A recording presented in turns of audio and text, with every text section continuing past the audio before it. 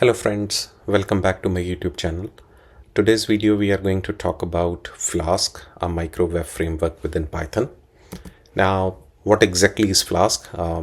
Before we actually delve into practical stuff, let's understand what is Flask. Now, Flask is a micro web framework written in Python. Now, if we really want to understand what is a micro web framework, because we might have encountered a lot of web frameworks like ASP.NET, Ruby or whatnot, but what exactly is a micro web framework? Now, micro web framework, because of the following reasons. We don't have any kind of a database abstraction layer within Flask to connect to a database or make some stuff happen around. We don't have any kind of a form validation. We don't have third-party libraries, or even we don't have some kind of an open authentication or other mechanisms for OAuth or something like this. Now, having said that, but still we can use Flask with the help of extensions which exist that could help you in the form of a form validation or authentication technologies or upload handling or whatnot. So that's why Flask becomes very important. I would say one of the most important libraries in Python to learn, because it helps you to kickstart web development in a very fast way. It is very responsive and very fast to execute those routes and paths, whatever you want to create. So let's stop over here and then actually see how we could write a very small Flask application with some bootstrapping in like a very less amount of a time and less amount of a code. So guys, in order to work with Flask, one of the most important things which I do is to firstly set up a virtual environment. Now, virtual environment is a very confined environment, like a sandbox or a testing environment where you could create everything, install packages the way you want. It is not going to corrupt or install it globally. So that's the importance of a virtual environment. So let's go there and let me install it. So what I'll do is I'll just try to firstly create a virtual environment. Now, when you create a virtual environment, so you say VNV and then the name of the environment. So I'm also giving the same name of the environment. The moment you press enter, it actually creates a virtual environment. And whatever the name of the virtual environment you kept over here, like I kept it as VENV, so it creates a folder name for the same. But in order to make sure that you're actually working in the virtual environment, you need to kind of activate that.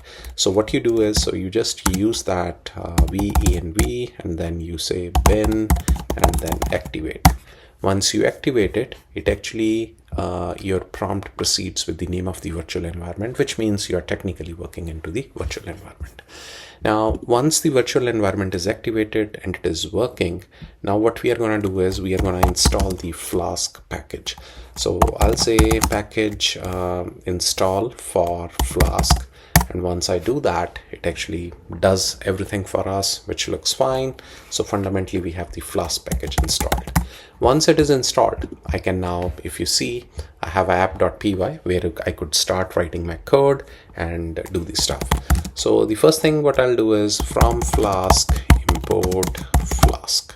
So that's one thing. I need to import the Flask library, and then I just want to instantiate a variable with Flask, and then by using a name, I would say a configuration variable or a kind of a variable that helps you to identify a few things within Python. Now, this is gonna be used because I want to identify if app.py is run as direct file, not as imported as a module. So I'm gonna use it, but before that, I want to use app and I want to set my first route, and the route is actually a slash, which means it's a home route.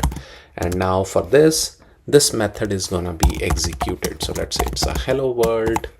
This is the method, and then I'll just simply say hello world. This is a web server running through, let's say, Flask in Python. So that's what I'm trying to do, which makes sense. I'm just going to return that. And then you could create some more methods or more routes if you need, but this is only for a demonstration purpose. So I'm just creating a one. And then I just need to make sure the one variable which I used, if name is equal to, and then I specify that is it should be equal to main, and then because main represents the variable that represents the actual file which is being run directly, not being imported out there. So that's why I just want to make sure I'm running it directly as a app.run, because I want to run this app.run and not use it in the form of a import module. Okay, so let's try. This is our code, a small simple code to run a web server. So let's go back and then try that out. Python 3 app.py. So the moment you run that, so it's serving a Flask app. Warning, this is a development server. Do not use it in the production deployment. Use a production WSGI server instead. Okay, that's fine. But what fundamentally we are interested is, it is running on localhost 127.0.0.1 and it is running on a port 5000. So I'm just gonna copy this and then I'll just use this in the browser to see whether this runs or not. So the moment you press this, and it's very fast, immediately you get hello world. There's a web server running through Flask in Python. Now if I go back and let's say I just want to cancel the web server or close it, I just press Ctrl+C and it gets that. And even if you see, it actually starts logging in everything what is happening on the web server. So we used a GET request with a / HTTP 1.1, status code is 200, means it's a perfect, like you got a response, everything went well. So that is a log that's being generated at the backend. So I hope guys, this is a very small introduction to a Flask library within the Python, why it is used, and you could technically develop like your APIs, a web application or whatnot through the Flask. So I'll be back with more videos on my channel. So please stay tuned and have a good one. Thank you.